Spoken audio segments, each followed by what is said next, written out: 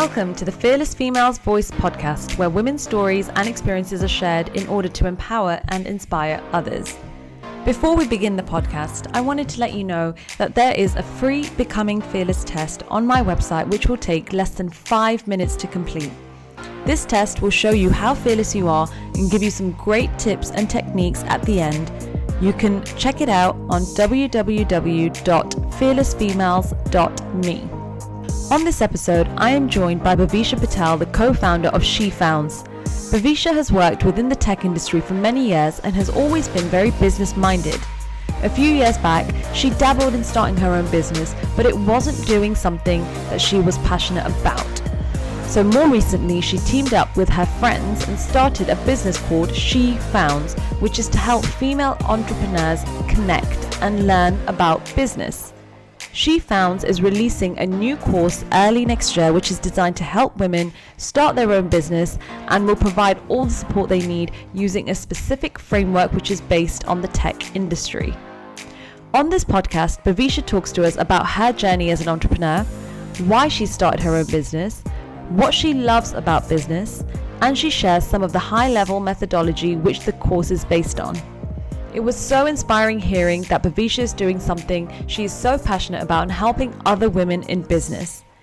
They currently are hosting monthly events, so if you're interested, be sure to check out their Instagram page, She Founds. So without further ado, let's get stuck in. Bhavisha, thank you so much for coming on this podcast. We'll start off with, what does being a fearless female mean to you? So to me, it means looking internally, looking at what your blockers are and working on them. So to become fearless, you have to know yourself and become more aware of your mind and your thoughts, and that will enable you to become fearless. And just being brave, courageous, taking those small steps forward, and not worrying about failure, realizing that it's separate from who you are, and yeah, just trying different things, just trying things. I love that. And I can see that you've also been trying different things and dabbling into new things as well. So that's really great to see from your side. So why don't you start off by telling us a bit about you and your background? Sure. So about me.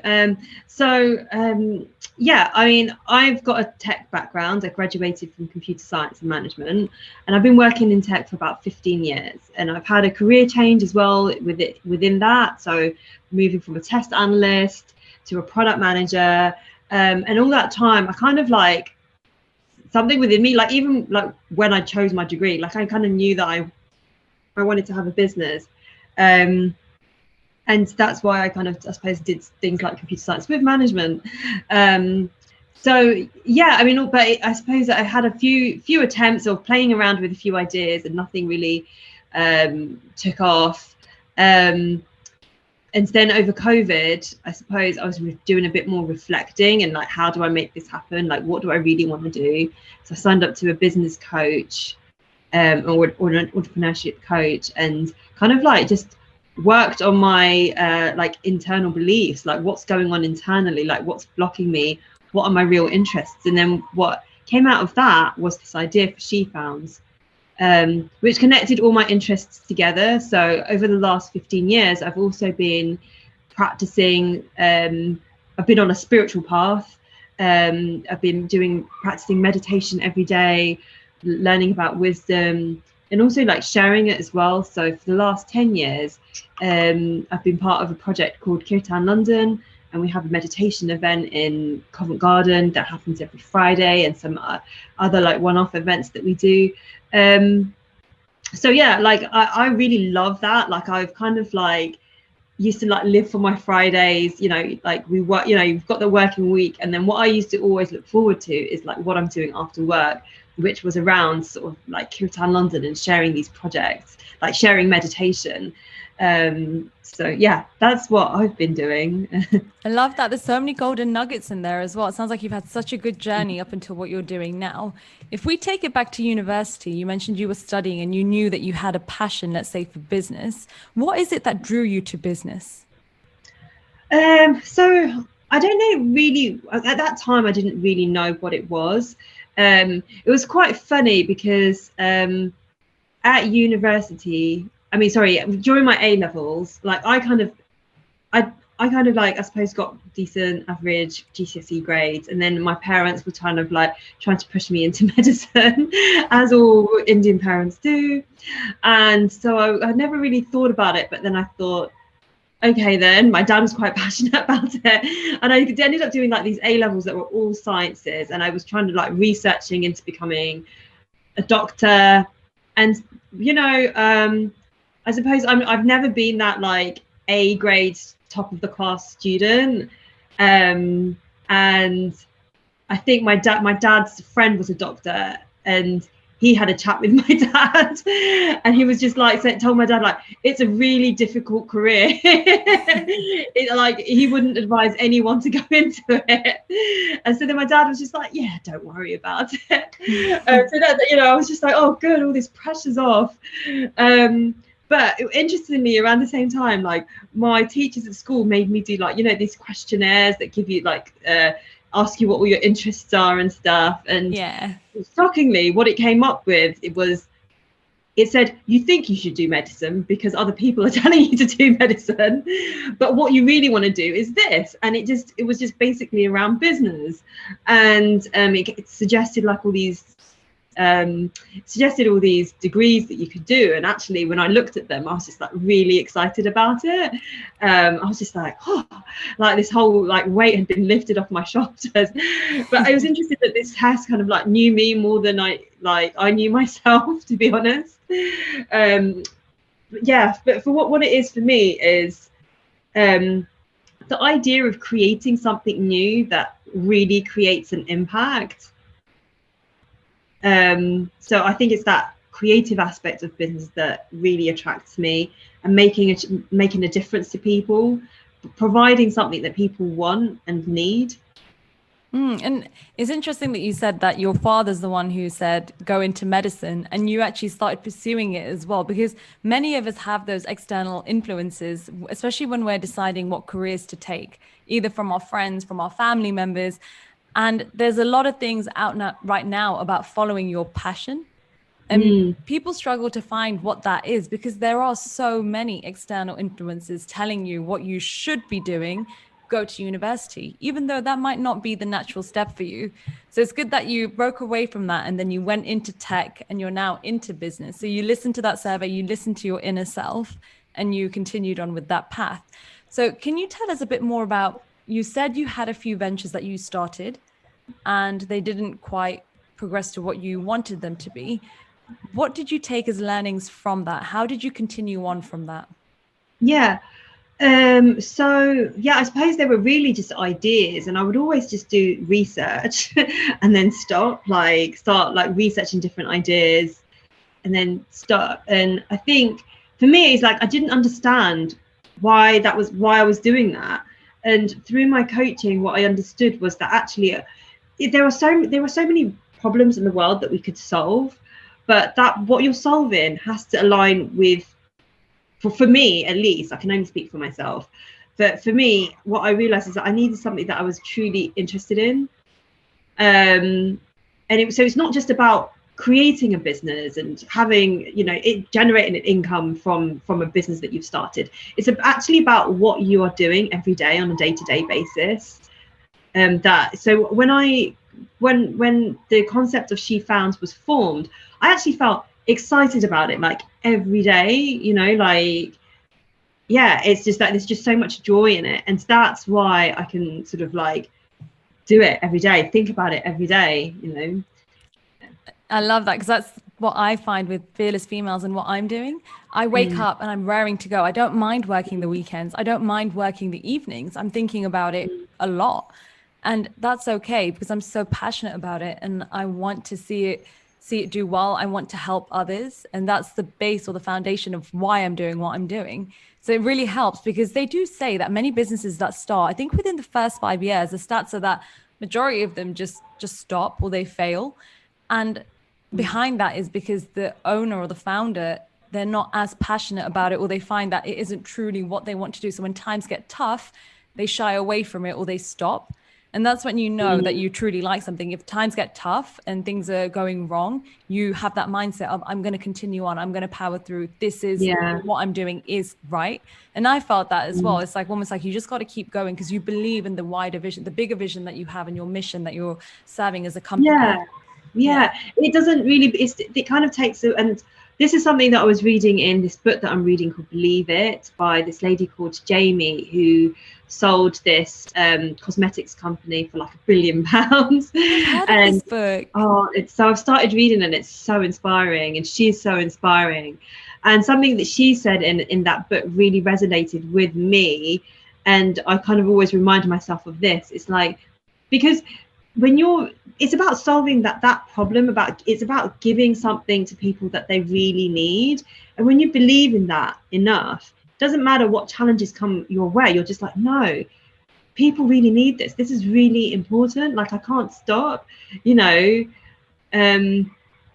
yeah, that really resonated with me. And I just think that this the value that we're trying to provide through She Founds, it kind of, I kind of have a similar mindset around that. Like, I look at how big the problem is, and I just think, wow, like, somebody has to do something. We have to do something about this. That's a nice little segue into, tell us a bit about She Founds. How did it start? What is She Founds? What do you guys do? Sure.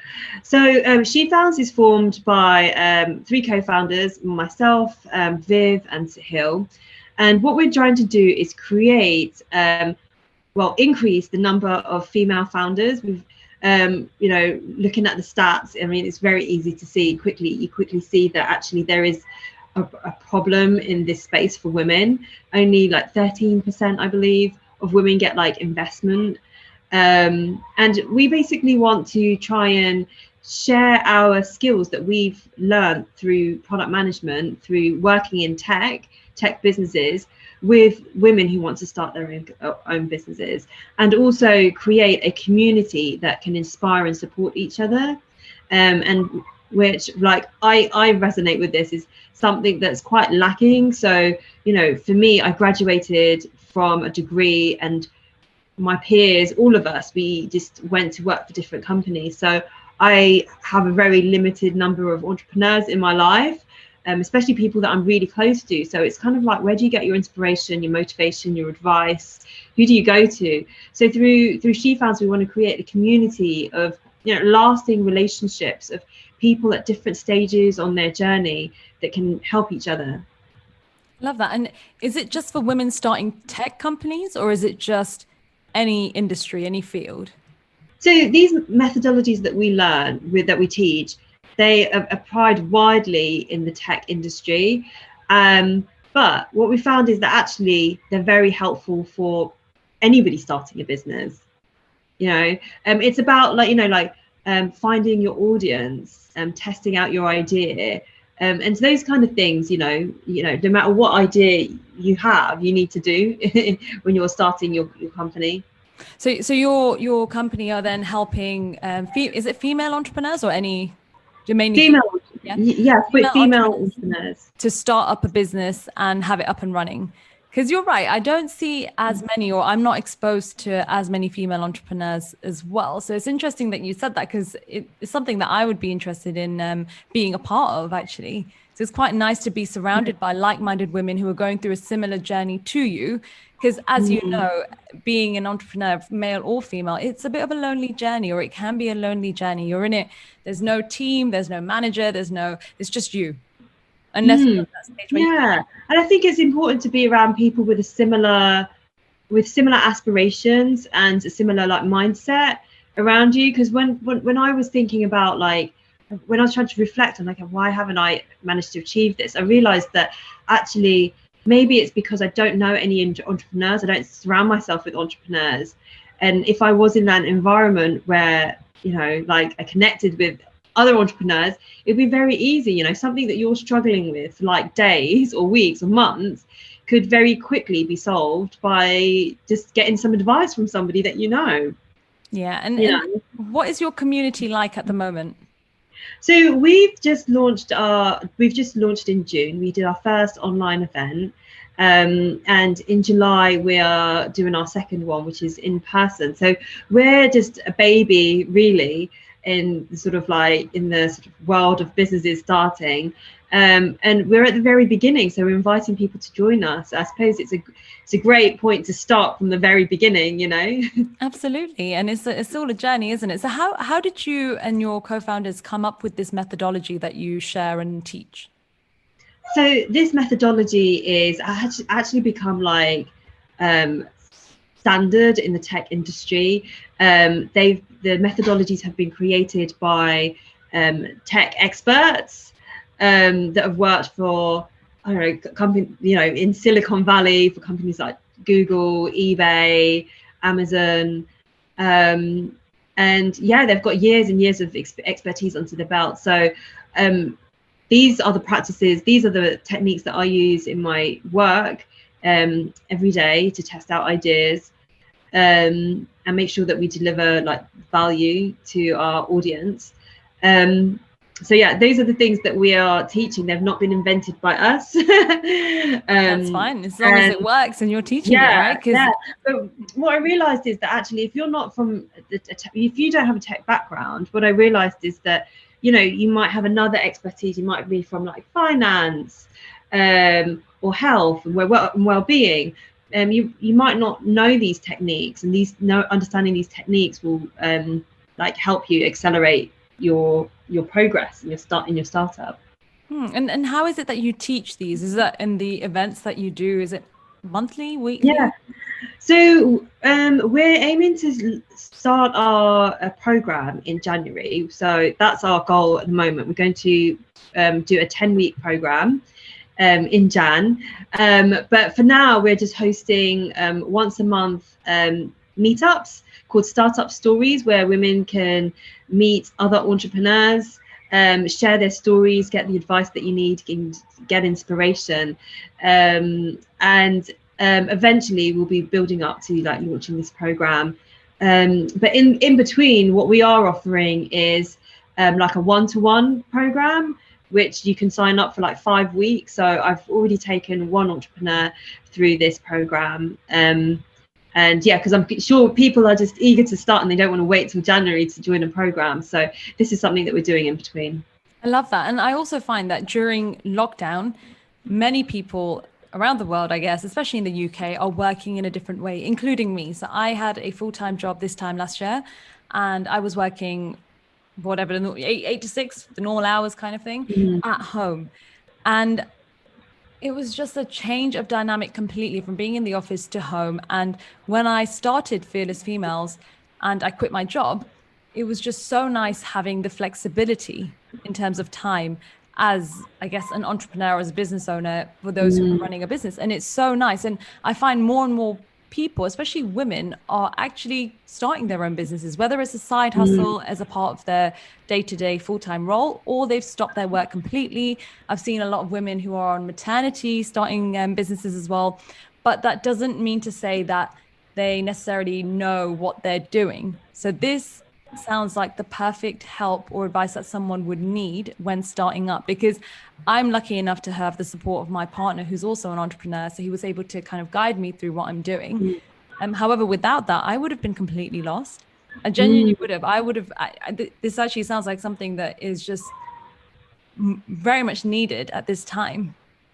Yeah. There's so much, so many nuggets that in this, in these techniques that are just save you so much time, it's the philosophy is all about based on first identifying what the problem is and just being clear on what the problem is, and then going out and speaking to people, something that a lot of people are scared of. It's basically saying that, get out the house, get out the door and go and speak to the people that you want to provide value to.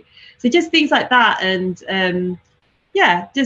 I think it's all very fun. I think if you're an entrepreneur, you will love it. When I first learned these techniques, so I went to, I also did a course, and it was the best course I'd done in my life, actually. I was just like, I really didn't need to do my degree. I wish I'd just done this course.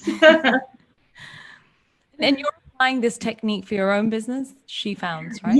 Yeah. So when I identified like the concept and what I thought the problem that I thought I was solving, I started. I joined a female like entrepreneur network, and I started trying to meet more entrepreneurs and having interviews with them, and just listening to their experiences and challenges.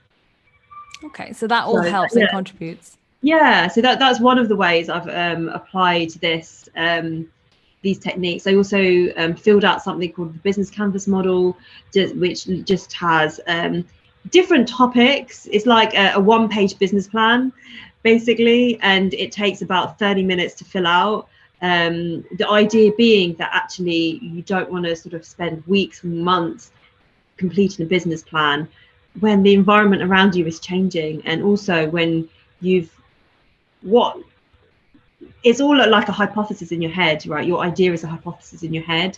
So the idea is just like, let's just do things quickly, and let's look at each one of these ideas, like areas of a business canvas model, and test them out. Like if there's something that you're just understand, where are you making your assumptions, and what do you need to go and test out? Can you give us an example as a part of this business canvas model? Just any examples? Yeah. So once I came up with an idea for a curtain company. That's random. That's different. It's very random, and you can see maybe why I didn't connect. I'm not into curtains. Yeah, my sister came over one day. She just bought her first house, and she was just like, "Oh my God, curtains are so expensive." And it was actually her idea. She was just like, we could set up a curtain company and just figure out how to do this so much more cheaply and easily. And I was just like, yeah, I could do that. Like, I work for tech companies and online companies and e-commerce companies. And so I started looking into it. And my dad was just like, you know what? Like, I have so many contacts in India, and that they would, be able to supply you with fabric. So that was like that was our USP, like not having a contact in India. And it was an assumption that we would be able to get fabric from one of these contacts, and it would make our lives really easy and be, super easy. But actually, when we tried to just order some samples from these contacts, we got nothing, like nothing. So that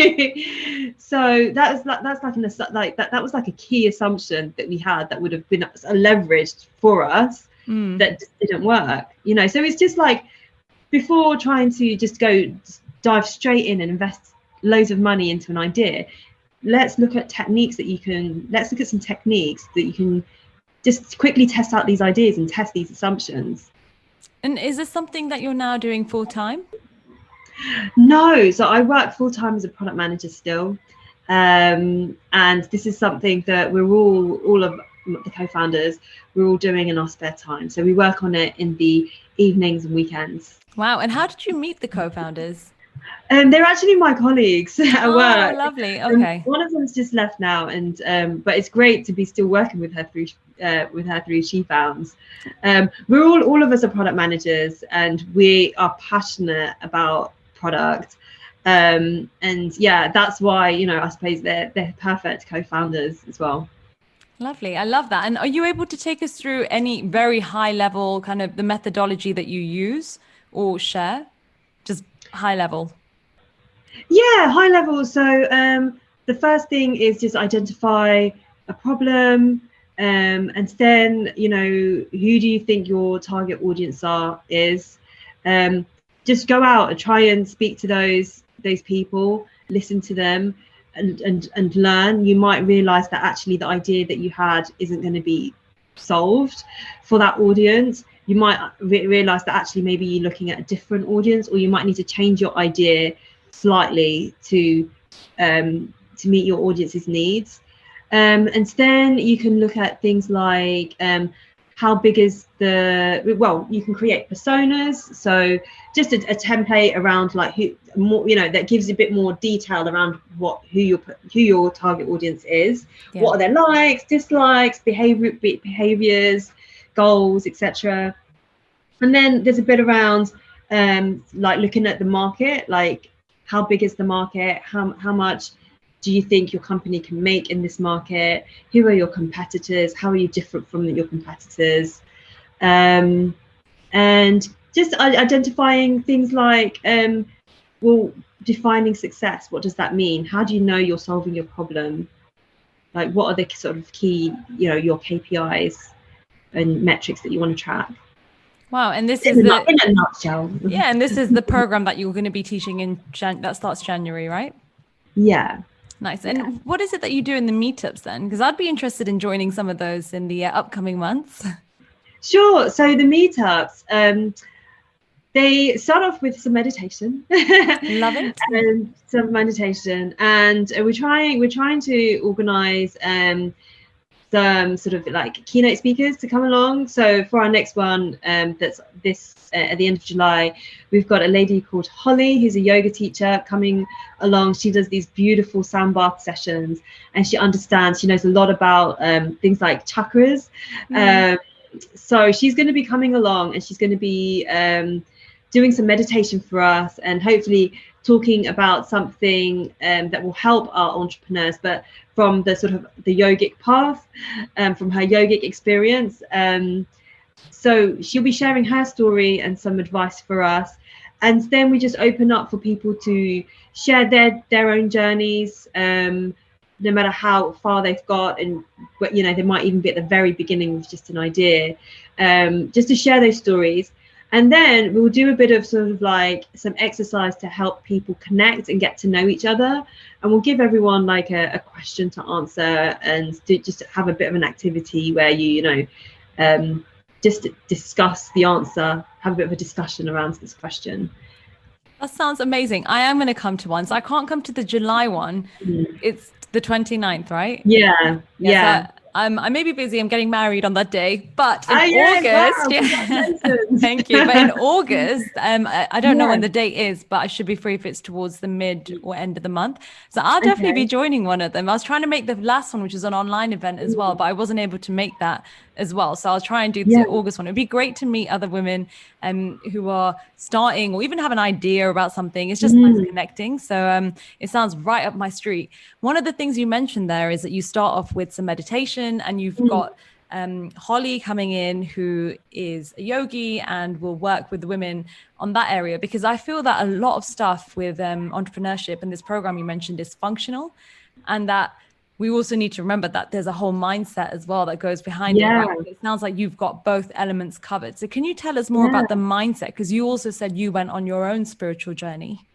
Yeah, of course. So I wanted to include something around self-mastery on this course, which includes wisdom and practices from a spiritual path that I've been practicing for 15 years. And I have found have helped me immensely through the ups and downs in my life. So this includes things like understanding the mind, understanding that we're different from the mind, and so things the mind is always causing us to be anxious and stressed. So just understanding to a deeper level the mind a bit more, and then understanding how we engage with the world that we're in. So just becoming a bit more aware of our relationship with the planet that we live in, and those that live in it. And that could be with our friends and family, our teams that we work with, and also with to do with what you're putting out into the world and what impact that has. And then finally, just understanding who you are on a deeper level, so like the very essence of who you are. And we'll be looking at different meditation practices. I do mantra meditation practice, and there are others that you can do as well, like just the very, starting with just focusing on the breath and becoming aware of the breath to center yourself and become grounded. I love that. I am so into all of that. I'm such a firm believer of self-love and just being the best you and authentic you can be, because I feel that there's so many external influences that impact how you are and your being. And we sometimes get wrapped up on this, and it causes a lot of stress, anxiety. So I'm such a firm believer of just being yourself and loving yourself. So it sounds great that you've got that covered as well within the program. How is it that you discovered this for yourself? So when I graduated, I actually didn't have any intention on taking up a spiritual path, but my sister had begun the journey a few years before I got into it. And I visited her in Melbourne where she was living because she was engaged, and I thought, let me go and see her. And there I met the community that she was connected with, a Bhakti Yogi community. And I was just open, you know, like I loved what she was doing, and I was just like, yeah, you go, you do what you need to do. And I suppose I had always had a bit of an interest in this spiritual path, but I think I just got to a point where, you know, like just listening to all the messages that we have, you know, like I kind of saw it as a bit religious, and I just thought that's what old people do. And you know, like you only live once, you know. You know, you're only young once, and you should just like live, you know, just have fun. And but there, I would just do remember a few times, you know, growing up, just thinking, you know, I'd ask my dad questions, and he was just like, look, I can't explain this stuff to you, but go and look at the Bhagavad Gita. The answers are in there. So the Bhagavad Gita is like a yogic text, an ancient yogic text.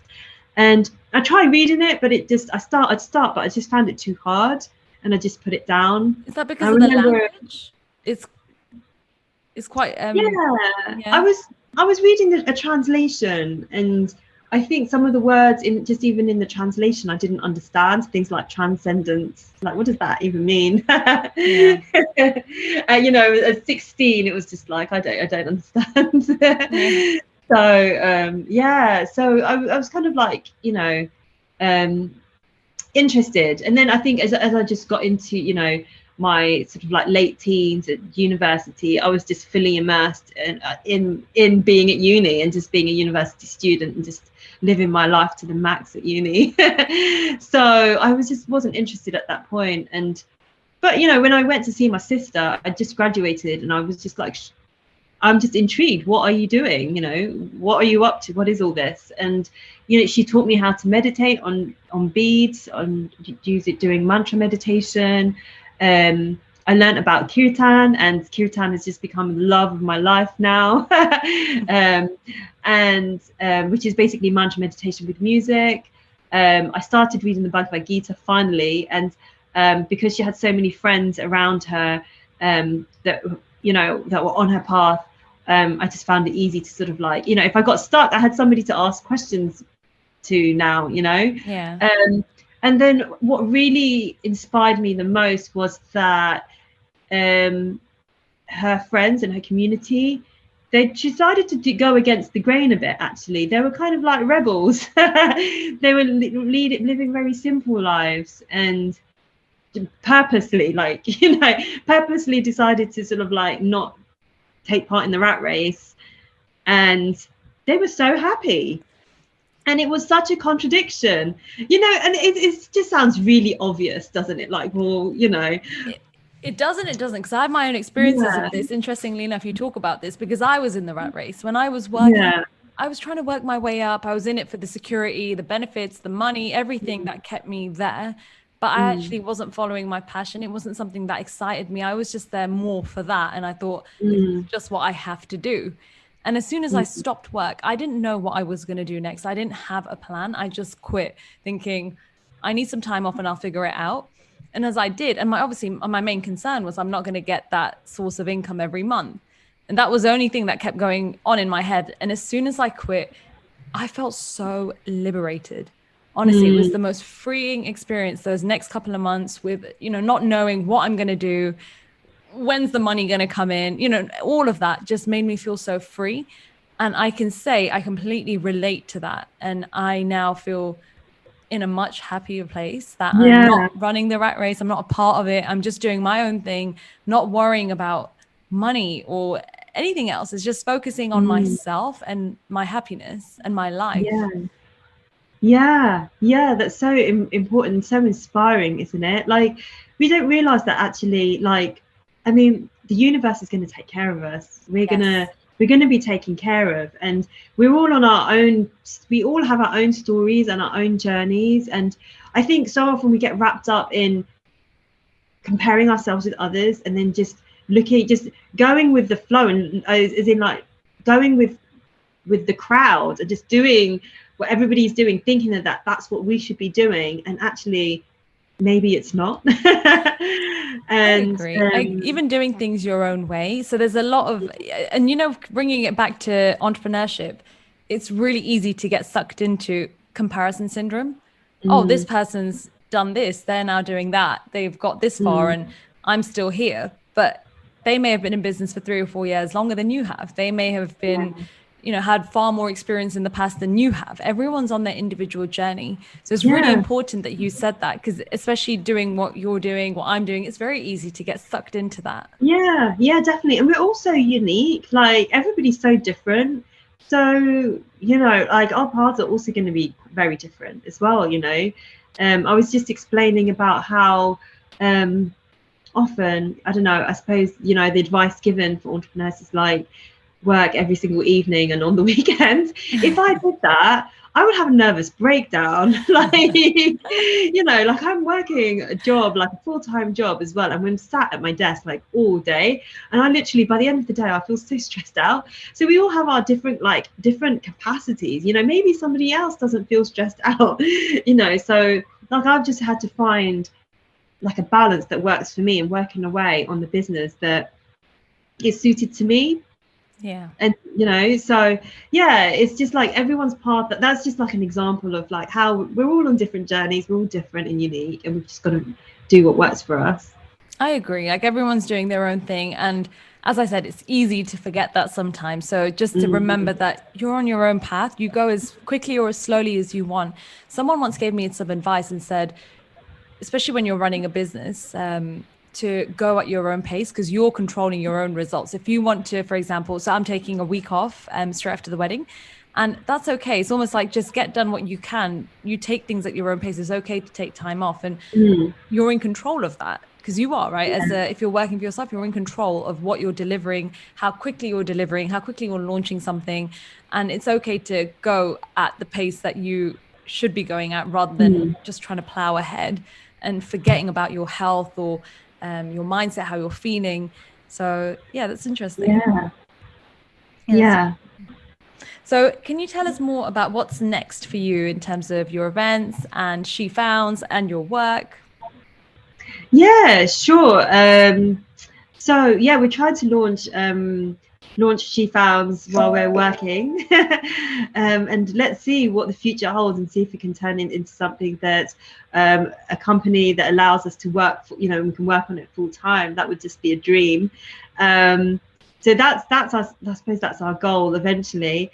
But for now, what we're doing until January is holding our once a month events, just getting the word out about She Founds, because like we're very new on the scene, and also just we want to hear from women about their journeys, what challenges they're experiencing, what's holding them back, and also from people that have started businesses and suppose like they've not managed to launch, or they've had a business and had to stop. We want to hear from all types of women, so that we can understand what problems people are facing, and try and solve these problems. So love it. And how can the listeners find you? We are on Instagram. It's as at She Founds. We are also on LinkedIn, and we have a website, www.shefounds.com. All our events are listed on Eventbrite, so you can find us on Eventbrite as well. Perfect. Well, I'll put all of those links in the show notes. So for anyone listening, you can reach out and find Bhavisha and She Founds very easily through the show notes. So thank you so much, Bhavisha, for coming on this podcast and sharing your journey, sharing what you've been through, and also what you're currently doing, which I think is a great cause, a much needed one. And I'm really excited to be a part of it and join in on your events. Thank you so much. I'm so grateful that I can do this, and so excited about the future too. So thank you. Thank you. Thank you so much for listening to the Fearless Females Voice podcast. Be sure to complete the free Fearless test, where you can discover how to increase your confidence, build your resilience, and self-love. You can find this test on my website, which is www.fearlessfemales.me. And to connect with other like-minded females, make sure you join our Facebook group, which is called Fearless Females. Oh, and one last thing. I'd like you to do a massive favour for me. If you enjoyed this episode, then be sure to leave a review on Apple Podcasts. Thank you.